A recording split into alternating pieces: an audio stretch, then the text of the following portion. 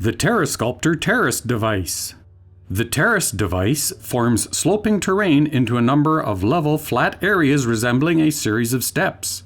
The Terrace device in TerreSculptor supports up to 25 terraces along the altitude of the terrain height map.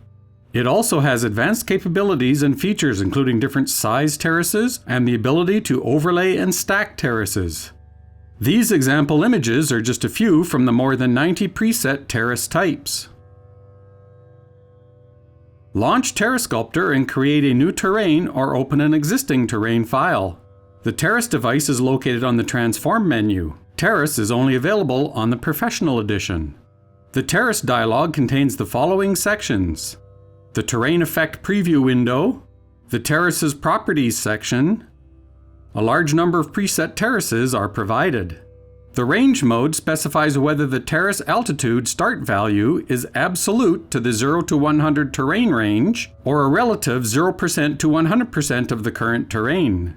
The Random button fills the terrace properties grid with random values, creating unique terrace setups. The terrace grid contains the properties for the 25 terraces. These properties include the terrace item name. This property is fixed and cannot be changed.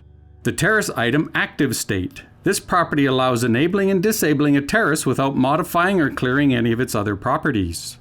The terrace item shape. This property allows the choice of 3 different terrace slope strengths.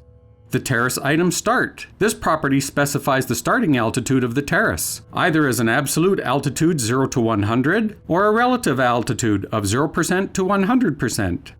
The terrace item height. This property specifies the height of the terrace, either as an absolute altitude 0 to 100 or a relative altitude of 0% to 100%. The terrace item strength. This property specifies the strength of the terrace slope curve. Here are a few example terrace settings.